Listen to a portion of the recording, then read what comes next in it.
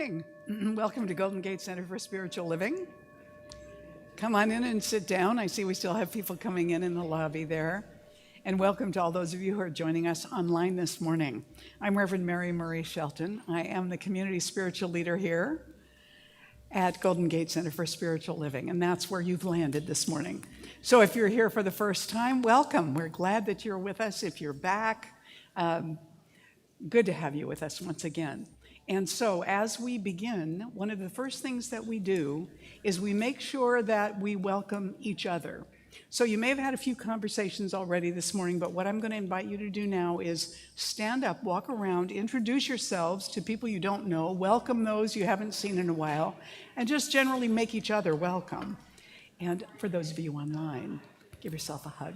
Take a moment now to breathe in gratitude for this day. We'll all be back to sing in just a moment with you. So hang in there.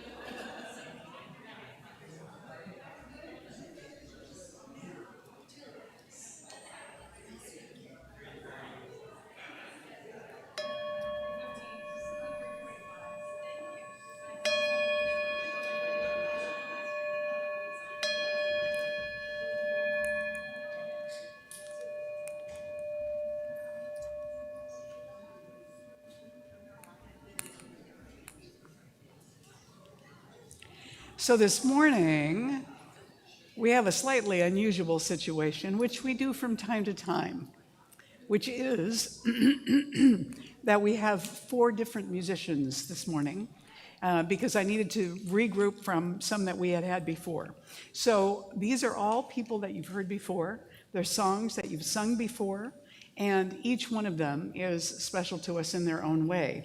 So we're going to begin with Daniel Nahmod, first of all. And remember, Daniel is going to be with us in 2 weeks, live here on Sunday, and also will be with us for the potluck, and then he's doing a concert.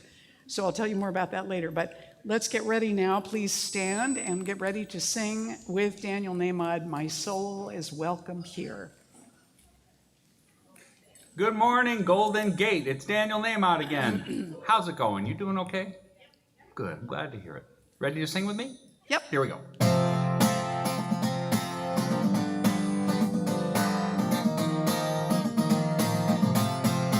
I'm in the right place at the right time. I am just where I'm supposed to be. I'm in the right place at the right time. I am just where I'm supposed to be. Sing it again. I'm in the right place at the right time. I am just where I'm supposed to be. I am in the right place at the right time. I am just where I'm supposed to be. Oh, my soul is welcome here. Oh, my soul is welcome here. I am getting the message loud and clear. My soul is welcome here. Oh yeah. All right. I'm in the right place at the right time. I am just what I'm supposed to be. I'm in the right place at the right time. I am just what I'm supposed to be. Oh, my soul is welcome here. Oh, my soul is welcome here. I am getting the message loud and clear. My soul is welcome here. Oh, my soul is welcome here. Oh, my soul is welcome here. I am getting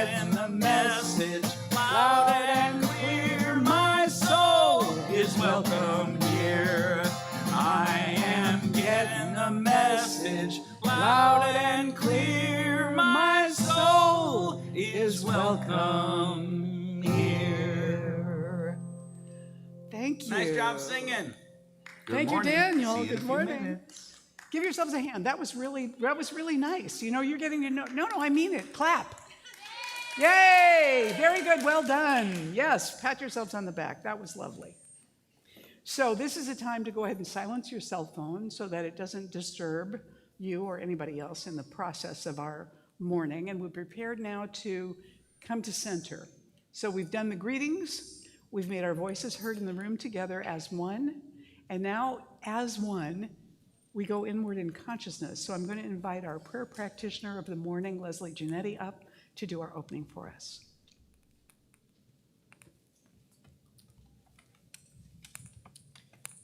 Just turning within to the sacred center within, and breathe and recognize the one infinite life, which is always in rhythm with the universe. It is in rhythm with every high-pitched noise and with every sigh, with every smile. The rhythm of life always sings the song, "My soul is welcome here." This morning, on earth, in the universe, I recognize the one infinite life as the magnificent all in all. It is always moving upon itself. It moves through everything, and it brings itself into form. It recreates itself by means of each one.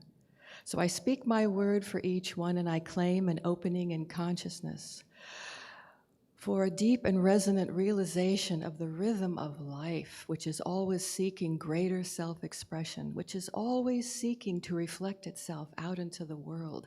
And accepting this lavish invitation is opening to the life which is the magnificent all in all within each one. Accepting this life always demonstrates as oneness. So in this moment now, this moment in eternity, as Reverend Mary will speak her word for this congregation, the fullness and the wholeness of the infinite life is in action through each one, through every word, through every breath, uniting each one in absolute wholeness and unity consciousness. So I celebrate the life within each one, which is always seeking to know itself by means of the soul, which is welcome here. And I release my word to the law of mind, which embraces my word as a brand new creation, ready to be made manifest for the highest possible good. And so it is. Amen.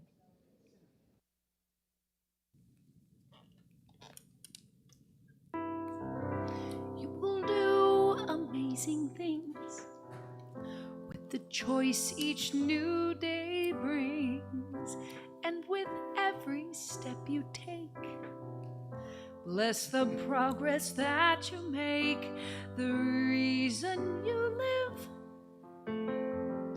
is in every gift you give. Love your life, love your dreams. You will do amazing things.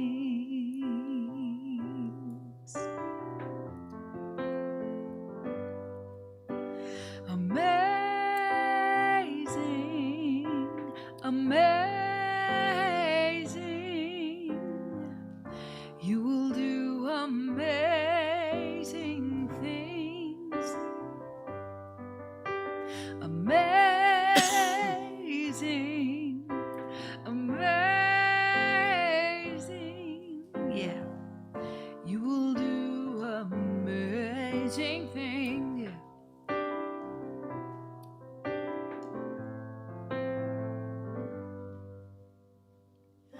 Oh, the places you will go, and the people you will know. Don't worry when or where or how. You don't need to know that now. You're on the right track. No need to look ahead or back. Just enjoy what this day brings, 'cause you will do amazing things. If you can sing it with me, this chorus is wonderful. Amazing, amazing, you will do amazing things. Tell somebody. Amazing, amazing, you will do amazing things. You don't have to work it out, just stay in the here and now. Let your mind rest for a little while, 'cause sometimes deepest answers come when you're out there having fun. So close your eyes and take a breath and smile. Amazing, amazing, yeah, you will do amazing things. Amazing, yeah, amazing, you will do amazing things. You will do amazing things. I believe in you.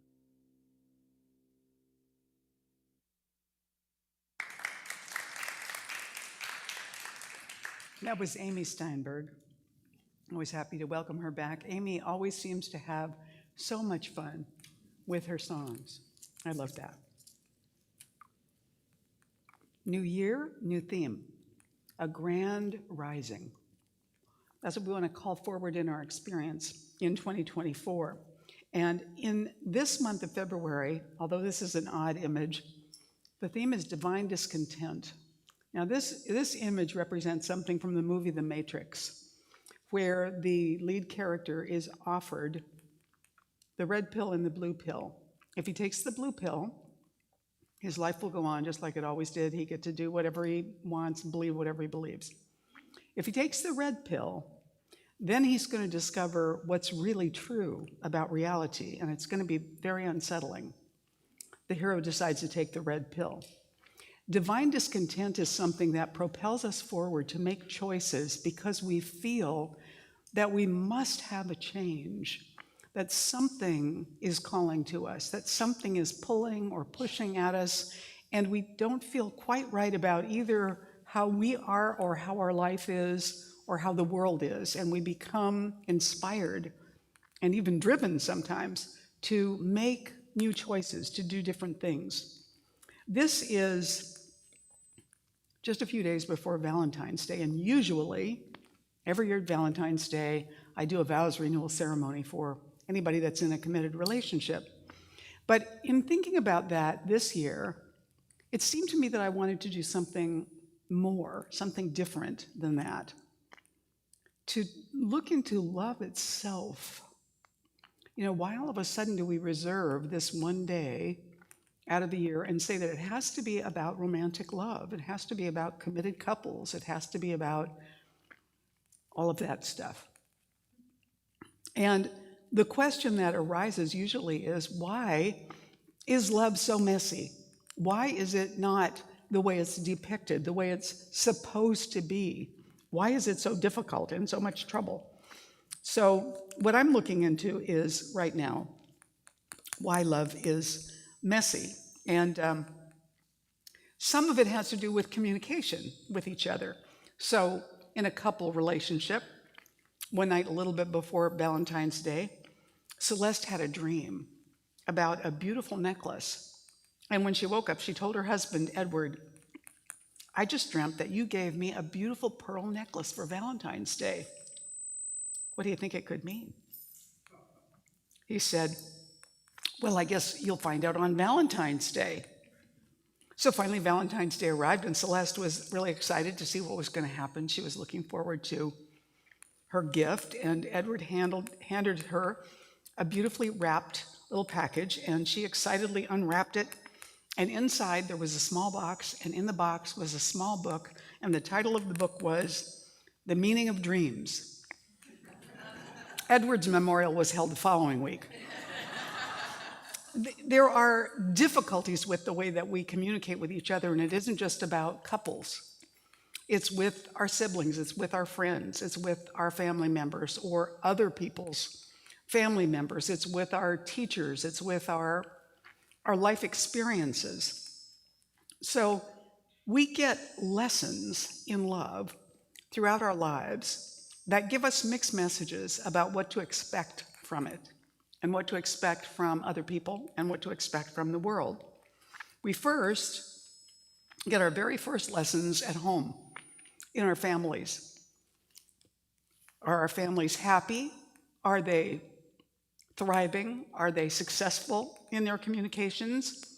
If they're not, we may think that's how all families are, or we might think there's something wrong with our family, or we might not notice at all. Sometimes we're just oblivious to what's going on. Siblings, they give us the next set of lessons. Do we get along with them? Do we like each other? Are we on the same track? Or are we completely different people who are always fighting with each other? Maybe by the time we grow up, we've decided that we like each other. But siblings add to that collection of ideas and decisions and assumptions, really, about what life and love are about. And then when we're little, we spend time sometimes with other people's families. Maybe if our family is pretty functional and we visit somebody's household where that's not the case, where parents aren't kind with their children, where they humiliate them or punish them in front of other people, and we begin to wonder what's wrong with them, not necessarily, unless our own family is similar, taking that idea and thinking, this is what family is all about. And then we see it in the arts, in politics, in literature, in movies. We see it at school with our friends and their relationships with each other, with our teachers and their relationships to us. We see it in our churches. How do people talk, and then how do they treat each other? How do they talk about each other when they're not together? We notice those things and we make assumptions about that.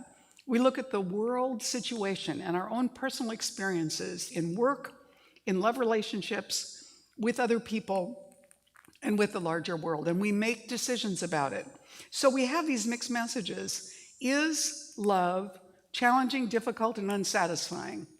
Is love that works supposed to be always romantic or passionate or kind or understanding or ... So we have a certain amount of art and literature telling us about romantic love, the love that we've been trained to dream of and desire and want for ourselves, and think that if that's not our experience, then something is wrong with us, or we're doing something wrong. And I think that where we get mixed up in all this is thinking that love is supposed to be tidy, comfortable, always pleasant, and never challenging. But that wouldn't really be love. That would just be coexisting. We actually need the opportunity to rub up against each other, to rub off the rough spots, to bring our attention to things that we could grow in or ways that we could learn better. Alan Cohen wrote in his book, Rising in Love, I had created distinctions between who I could love and who I could not. Divisions as artificial as the lines on a map, borders that exist only in the mind, separations which the exaltation of nature does not recognize. I saw that I had treated love, a spirit, like a commodity, reserving it for certain persons, those who loved me, and withholding it from the rest. So what we find in those ideas is that love has prerequisites, that it's not unconditional, that people have to behave a certain way to get our love, or they have to agree with what we think, or they have to subscribe to a certain set of ideas or principles in order to be worthy of love. Or we turn it around, or I should say, we turn it around and we do that with ourselves. Well, I should be this kind of person, but I'm not. Therefore, I am bad, evil, unworthy, stupid, you name it. All those things that we say to ourselves when we're really down on ourselves for some reason. Are you following me here? Is this making sense? Okay. And so rather than recognize that love is something that is abundantly available to all of us all the time because it's what we're made from, we go out looking for it like it's a limited commodity. Like in a capitalist society, there's only this much of something, and only the people that get there first really get it. And if you can't afford it, if you don't have enough education, if you weren't pretty enough or handsome enough, if you weren't, fill in the blank, then the society considers you not worthy and you can't have it. But that's an assumption that we make. That's a therefore that we tack onto what we view in the world and decide about it, rather than the recognition that love is not a limited commodity. Now, we may not all have exactly what we want in the way of love. Maybe you don't have your perfect partner, or maybe you don't have a job that you love, or maybe you have trouble with your kids or your grandkids or your parents or your siblings or your coworkers, someplace where relationships are not comfortable. And we know that in our country, politically now, there's great division, and just because we disagree about ideas, suddenly we've decided that this person or that person is not worthy. They're wrong, they're stupid, they're bad, they're whatever, without really knowing what was all the background that brought them to the decisions that they have made about their political persuasion. Does that make sense? And we do it no matter what our point of view is about that. It's not limited to one group or another. And we can do that with sports. Super Bowl today. We got the 49ers playing. Yay, 49ers. Everybody's excited about that. Barb is a walking 49er. Judith isn't even here. She'd be 49ers from head to toe, Reverend Judith Fleener, if she were here. The important thing is to recognize that we're watching a contest that's really fun to watch. And we're all rooting for whoever the team is that we feel closest to. It doesn't mean that the fans on the other side are evil, stupid, or whatever, because they're rooting for somebody else. And yet there is kind of an underlying thing that's almost warlike that we can get into when we're cheering for a particular team and not the other one. Does this make sense? Yes. Somebody very wise said, on this Valentine's Day,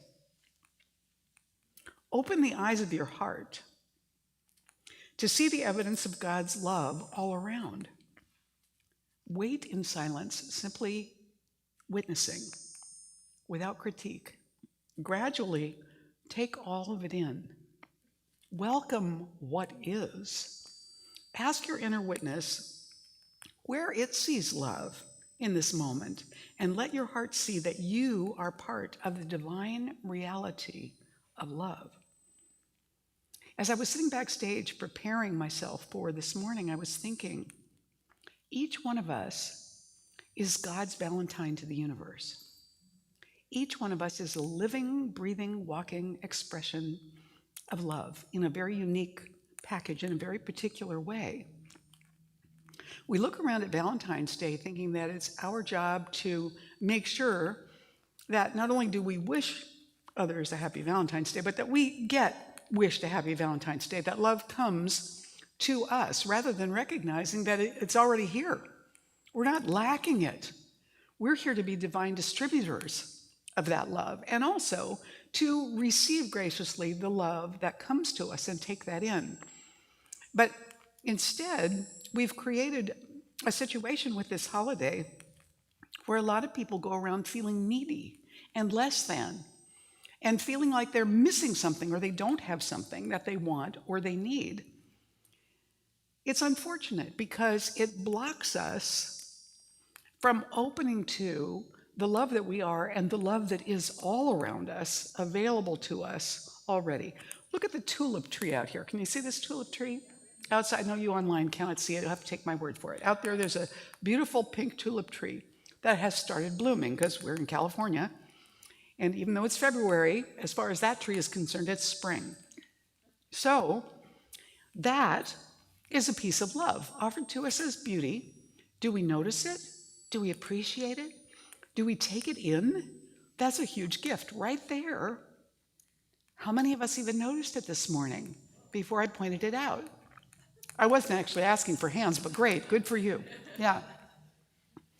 So all of us are like this tulip tree, except that we're kind of in bloom a little bit all the time, or sometimes a lot.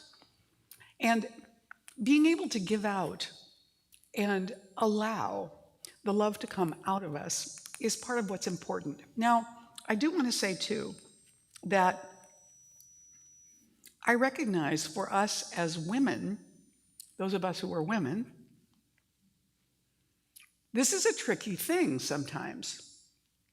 Because we can find being nice to somebody results in that person making assumptions about our regard for them in a way that wasn't exactly what we meant. And also, we recognize that we're not as strong as some guys are. And when we see somebody walking down the street toward us who's male and we don't know him, and he's not a little kid, it may make us a little nervous. I remember my son saying that he was shocked and sad to hear his younger sister say that she was a little afraid all the time if she was out anywhere in public. And my son, being 6'6" and a big guy, that idea had never occurred to him. It wasn't something in his experience, yeah? So that was a revelation to him in understanding that there is a kind of self-defense that goes along with, living in the world that we live in. But I don't want to give the impression to any of us females that means that we always keep everything of our love to ourselves and we never allow it out into the world of people that we don't know. Just that, yes, we want to be wise about how much we express that, but it can be our intention to emit it in a safe, loving way all the time. And that can be true for men too. That we want to be a presence that has a positive regard for other people and the world that actually can be felt rather than being so insular, so connected to ourselves. In the Gospel of Luke, it says, "But to you who are willing to listen, I say, love your enemies." That is a huge assignment. Do good to those who hate you. Bless those who curse you. Pray for those who hurt you. That's a powerful thing in looking through behavior and trusting that the essence of goodness and love is in there somewhere. Not necessarily trying to bring it out, just to remember it in the absence of any evidence and make space for it in ourselves, not allowing ourselves to be discouraged and withholding because this individual wasn't able to reflect it back to us. St. Augustine said, "Men go abroad to admire the heights of mountains, the mighty billows of the sea, the broad tides of the rivers, the compass of the ocean, and the circuits of the stars, and pass themselves by." We're just as amazing as any of those things, as Amy's song was saying. We're still here. We're still alive. We're still breathing. We're still thinking. We're still here to do amazing things. Maybe not huge things. Maybe the amazing thing that we're here to do is to be a kind presence. To be a kind presence. And certainly all of us can do that moment by moment. The other day, I was in the hardware store And the fellow who was in line in front of me, the clerk asked him if he had 2 cents, 2 pennies, to even out, so she could give him exact change that was easier. And he didn't have it. And I said, oh, I'm sure I've got 2 pennies. And I dumped some change out, and I found some, and I gave it to her. And he was so grateful, I was sort of taken aback. It was like, it's 2 cents. But the idea that just offering something to somebody, now people have done that for me many times, and I appreciate it too when it happens, but it was almost like it was out of proportion, as if the idea of someone doing something like that was so foreign to him, he was kind of amazed. And I hope that's not true for him. But in that moment, I got to be a Valentine. It wasn't my intention. All I was trying to do was offer 2 cents, but it mattered in the moment, even though it was tiny. So they're not huge things that we need to do. It's just, can we notice sometimes in the moment and be kind to someone, or help them out by holding the door, or something really easy? Those things are possible for everyone. And so the truth is that, as Mother Teresa has said, well, we know that love isn't as limited as we might have believed it to be, so what is it? Well, Mother Teresa says that prayer in action is love. So I don't know if giving 2 cents was a prayer in action, but I'm going to give myself the benefit of the doubt and call it a prayer in action. And then she said, and love in action is service. In other words, when we volunteer for something, when we're doing something to help out somewhere, it's just volunteer work unless we make a place in our heart for us to be giving that service in an energy of love. So when you're greeting people on Sunday morning and you're handing out programs, you are their Valentine. When you're over here chatting with people after the service at the coffee table or at the snacks table, you are your Valentines to each other. When you go out and you get in your car and you get ready to leave the parking lot and somebody lets you in front of them in their car, they're being a Valentine to you in that moment. Perhaps rather than looking for a specific romantic type of, this is my forever, thing, and making this day about all of that, not this day, but Valentine's Day, maybe instead we tune our awareness to look for Valentines the universe is giving to us, and for opportunities for us to be the Valentine the universe is giving, because that's going on around us all the time. Our nature is the same as the nature of God. The nature of God is love, and that is our nature too. It's built into us because of where we came from, what we're made from. So that loving kindness or spontaneous generosity or offering positive regard, that's always available for us to give. It's just a matter of tuning our awareness to the opportunities that show up. It's also always in the process of trying to give itself to us. And in order for that gift to be received, we have to kind of let it in, welcome it. Somebody smiles, somebody says hi, somebody offers us a cup of coffee, or takes our ticket at the movies, whatever it is. There's a spark, there's a moment, there's a possible Valentine exchange just waiting right there to happen. It's so easy. If you're watching the game later on today with other people and you go to refill the snack bowl or you bring drinks back to everybody, you're taking that moment to be their Valentine in that moment. So living in love is the intention of the universe. And I love this image from last week so much about the energy of living in love. Thomas Merton said, "Love is our true destiny. We do not find the meaning of life by ourselves alone. We find it with another." And Thomas Merton was a Trappist monk, so he wasn't talking about romantic relationships. He was talking about just our interaction with other human beings, that the way that we find love is in our interaction with other human beings. And it can remind us of the love that we're carrying all the time. We can't really get rid of it. It doesn't, even if we're giving it, it's an endless flow of source to us. So we're not going to run out of that. Stephen Covey said, people are internally motivated by their own 4 needs. This was his idea: to live, to love, to learn, and to leave a legacy. When they overlap, he said, you have found voice, your calling, your soul's code: to live, to love, to learn, and to leave a legacy. To live, so we want to survive, obviously, that's kind of basic. To love, that's, are we given opportunities for expression of love? To learn, every day gives us tons of opportunities for that.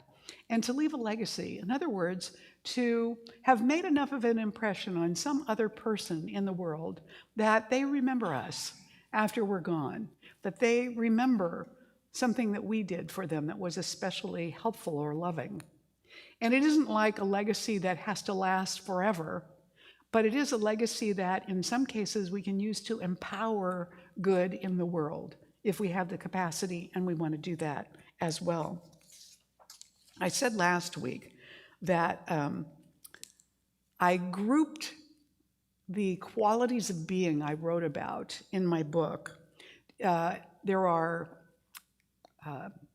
8 of them, and I spoke of them as being the qualities that generate receiving, or more or less creative qualities, creating, and those were attention, intention, and intuition.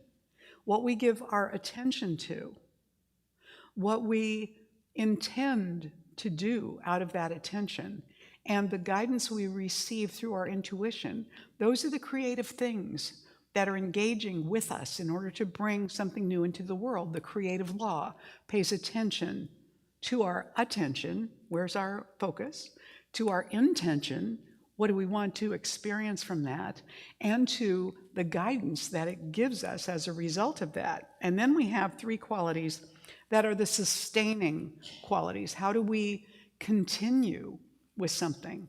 Well, by choice, we keep our attention there.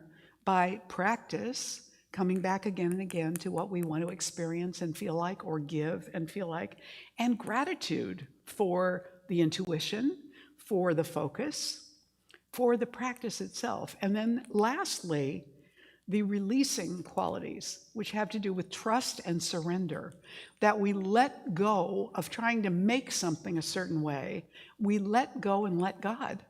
We've done our work, we've followed the intuitive guidance that we got, and now our job is not to make it happen, but to trust and let go.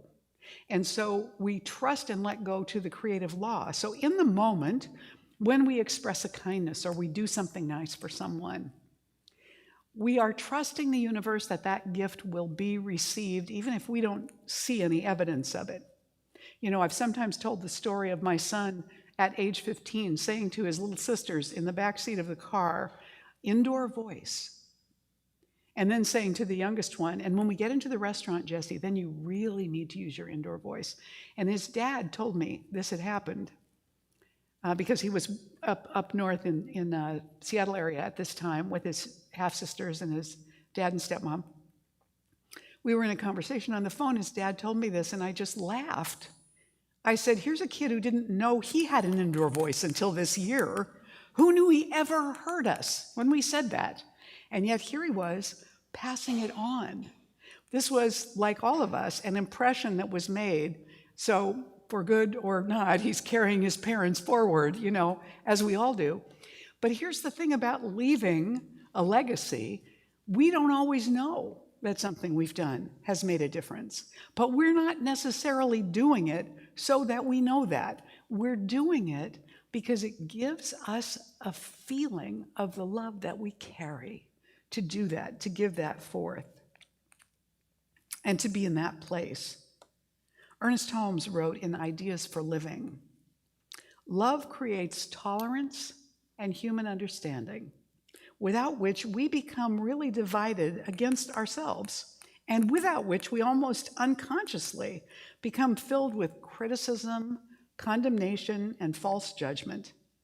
No one can be happy or enjoy the greatest fulfillment in life until he's come to see that most people try to do about the best they can.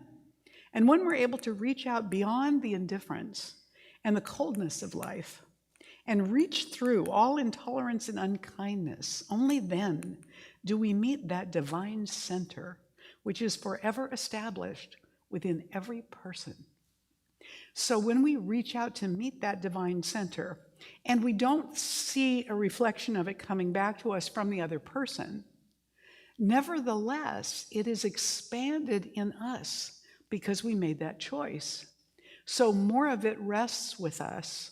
And we can also realize that whenever they're ready to receive that love or acknowledge that love, right there, it will be there for them because it never left them. It was always there. I laugh at the story of his mother who had 3 very unruly children. Somebody asked her if she had it to do all over again, would she have children? She said, oh, yes. Not the same ones. So, we can see that there is an ideal and there is personal experience, and the two sometimes don't match each other, but there are moments when they do, and we love those. And then in the meantime, we're learning, we're trying to express more, we're growing in our own understanding and tolerance and expressions of kindness, yeah? All of that is going on for all of us all the time. So instead of doing vows renewal today, I want to do something a little bit different. I want for us to take the Being of Light pledge together. Now, I'm going to read it to you first, and then if you're willing to take this Being of Light pledge, then I'm going to invite you to stand, and if you don't, it's okay. And those of you that stand, or if you can't stand, that's also okay. Just, do it from where you are. And then I'll give it to you line by line, and if you're in, you can repeat it with me. So this is it. In the face of adversity, uncertainty, and conflicting sensory information, I hereby pledge to remain ever mindful of the magical, infinite, loving reality I live in, a reality that conspires timelessly in my favor. I further recognize that living within space and time as a creation amongst creations is the ultimate adventure, because thoughts become things, dreams come true, and all things remain forever possible. As a being of light, I hereby resolve to live, love, and be happy at all costs, no matter what, with reverence and kindness for all. So be it. So, I know it's a little bit long, and I don't have it on a slide, so I'm going to have to say it to you, but if you think you want to take this pledge of a being of light, please stand and say after me. In the face of adversity, uncertainty, and conflicting sensory information, in the face of you two online also, in the face of adversity, uncertainty, and conflicting information, I hereby pledge to remain ever mindful of the magical, infinite, loving reality I live in, of the magical, infinite, loving reality I live in, a reality that conspires timelessly in my favor, a reality that conspires timelessly in my favor. I further recognize that living within space and time, as a creation amongst creations, is the ultimate adventure. Because thoughts become things. Dreams come true. And all things remain forever possible. As a being of light, I hereby resolve to live, to love, and be happy at all costs. To live, to love, and be happy at all costs, no matter what, with reverence and kindness for all. Reverence and kindness for all. So be it. Thank you. You may be seated. Let's anchor this now within in prayer. So I invite you to close your eyes and know with me right now that we are in the midst of a presence of love so powerful and yet so familiar that it is just like the air we breathe. We give it no thought. It requires nothing of us. It is available in abundance all the time. And it's not only available all around us, it also is the essence of what we're made from and who we are. Because this is true, I know for each one of us that we are inspired, uplifted, and given clear, specific, perfectly tailored to us divine guidance to be a radiant being of love and light in the world, feeling the love presence, that source, generating more love within us as we bring our attention to being that Valentine and to receiving the Valentines from the universe that are all around us and within us. I'm so grateful to know that love is the ultimate truth, regardless of any other appearances. And anything to the contrary is dissolving now like mist in the sunlight. It is not permanent or real, but love is. So with gratitude, I release this prayer into the creative law of mind and spirit for us all in this very moment, and I let go and let it be. And together we say, and so it is. Yes. Please stand and join me for the morning's affirmation. Together. Love is a path of sacred growth. It challenges us to deepen in understanding, patience, affection, and generosity. I accept that the creative process can be messy as the old is released and new habits are formed. I embrace the growth and the good that love offers, and so it is. Thank you. You may be seated. And I want to invite the ushers to come forward. This is our sacred time of giving. If you are with us for the first time today, your presence here with us is your gift. For all who are giving their offering this morning, I'm going to invite you to take it in your hands and hold it near your heart. For those who want to online, would like to text the amount you want to give to this number that's on the screen, and you'll be able to do that this morning. So we bless all these offerings together by using this offering right now. This gift I give is God in action. I now send it forth to bless and to prosper. I know that everywhere it goes, it is creating a world living in love, one heart and one thought at a time. And so it is.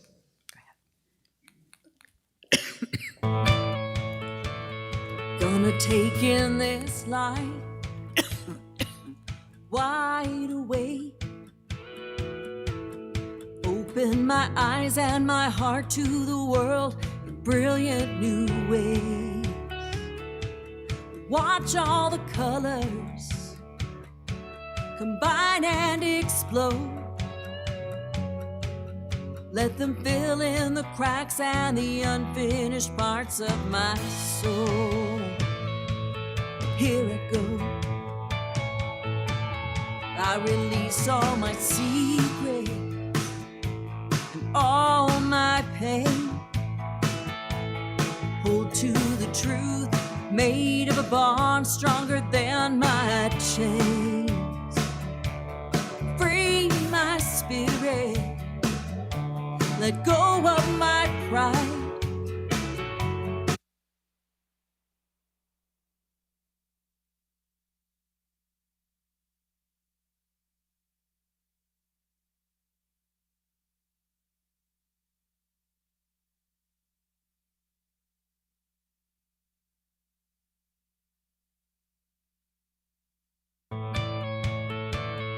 Gonna take in this life wide awake. Open my eyes and my heart to the world in brilliant new ways. Watch all the colors combine and explode. Let them fill in the cracks and the unfinished parts of my soul. Here I go. I release all my secrets and all my pain. Hold to the truth made of a bond stronger than my chains. Free my spirit. Let go of my pride and put words to the ways that I love you for your sake and mine. Oh, this love I have found has lifted me up. Now I see from higher ground. No view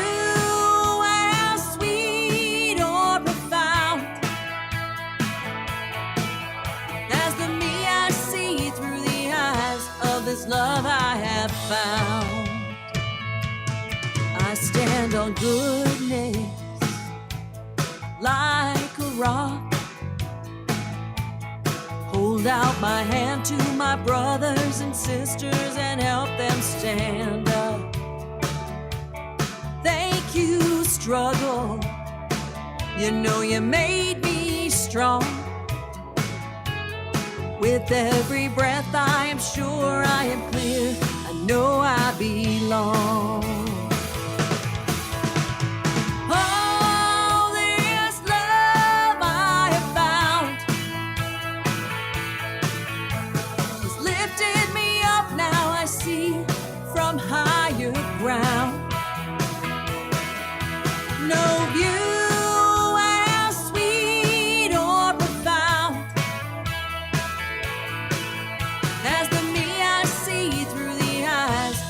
love I have found.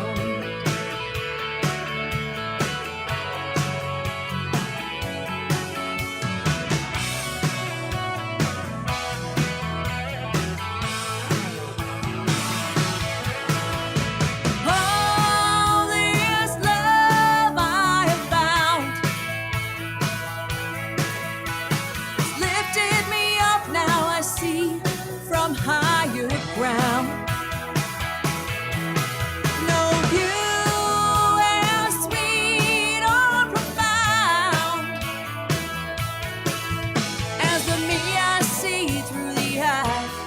Love I have found.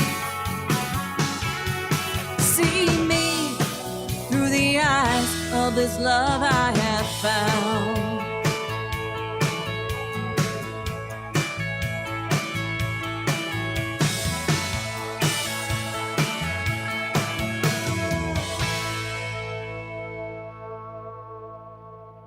Have a great day, everybody.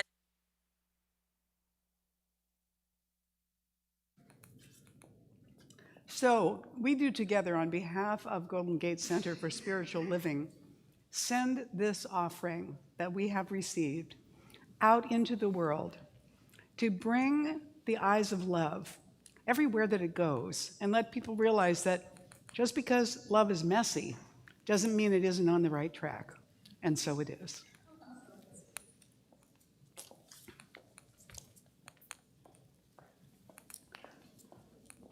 So that was Denise Rosier, and Nathan Aswell will sing us out at the end. But now, if you are with us for the very first time this morning, I want to direct your attention to the back table here, the welcome table where Galen is standing. She's showing you that we have welcome packets for those of you that are here for the first time.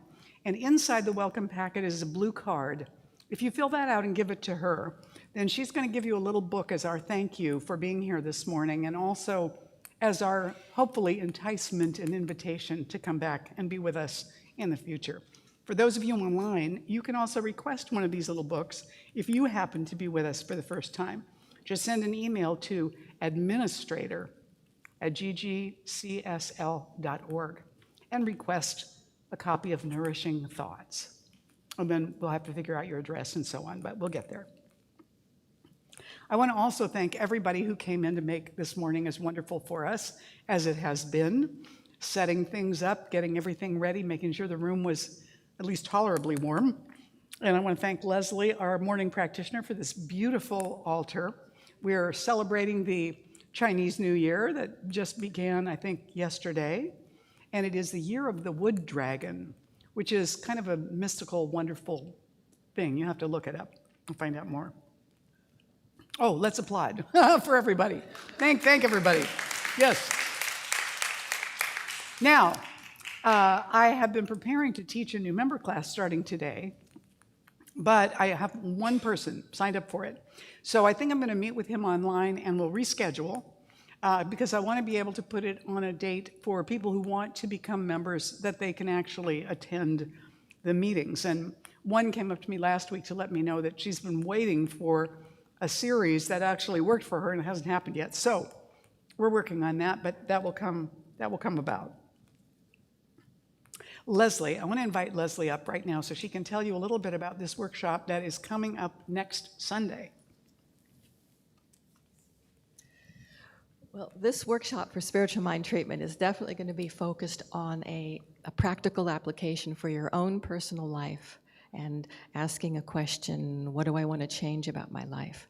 But I want you to know Marilyn Letsos is going to be facilitating with me. She's been a spiritual practitioner for 30 years, and she continues to dive deep and to learn more about spiritual mind treatment. And she wanted me to tell you today, we're all lavishly offered many gifts of life, and it's up to us to accept it. So we're going to teach you how. That sounds great. And you can sign up for Leslie's workshop at the back table back there where Paula is waving at the activities table. There's a sign-up sheet back there, and that will give Leslie and Marilyn a chance to know how many people are going to be there. We've got a good group signed up right now.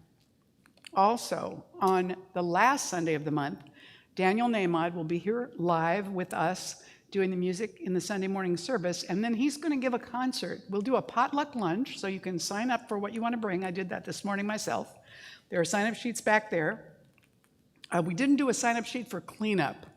We will need help with cleanup to get ready real quick for the concert because, we'll go from this kind of seating to tables back to this kind of seating. So we're going to need help with all that. So if you're here, we're just going to count on you to be in. You can buy a ticket for the concert this morning from Galen at the welcome table. They're just $20, and they're physical tickets, and she'll go ahead and give you one. You can also purchase a ticket online at this website. So you might want to take a picture of the screen if you want to get a ticket online, because we are also going to live stream the concert for those who cannot be here physically. So those that sign up online will get the link to the concert with their thank you confirmation. So encourage your friends, even if they're out of the area.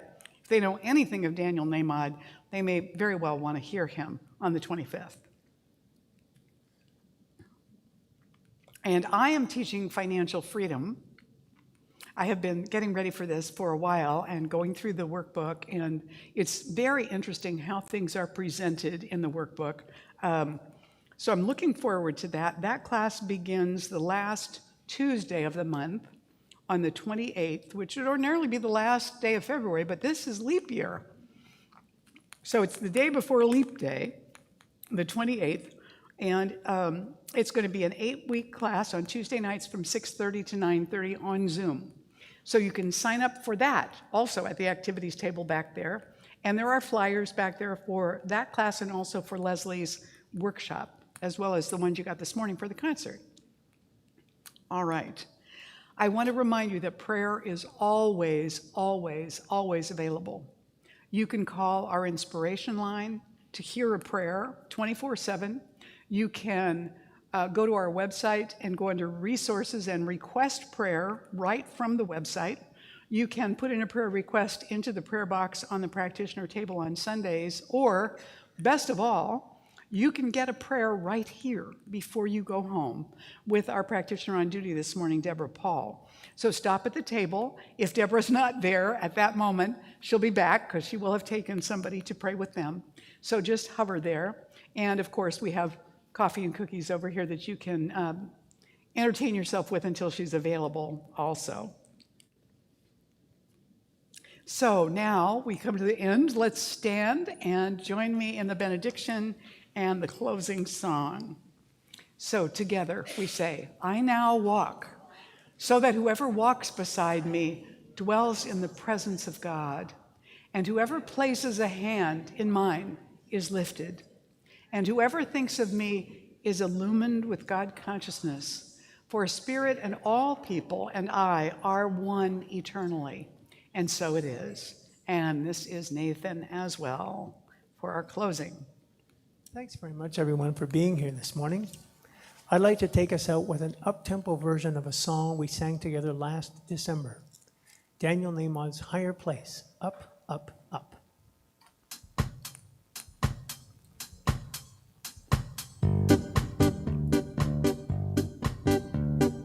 Up, up, up to a higher place. Up, up, up, far beyond this time and space. Up, up, up to a higher place. I feel my soul rising to a higher place. Higher place, a higher place. I feel my soul rising to a higher place.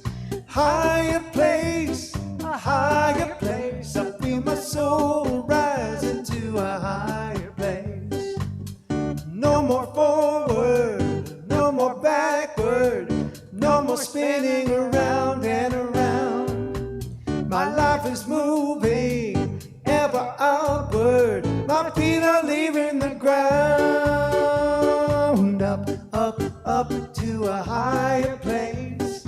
Up, up, up, far beyond this time and space. Up, up, up to a higher place. I feel my soul rising to a higher place.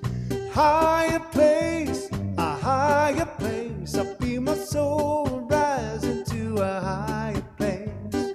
Higher place, higher place. I feel my soul rising to a higher place. No more downward, no more darkness, no more wondering the point of it all. My life is destined on for greatness. My soul has answered the call. Up, up, up to a higher place. Up, up, up, far beyond this time and space. Up, up, up to a higher place. I feel my soul rising to a higher place. Higher place, a higher place. I feel my soul rising to a higher place.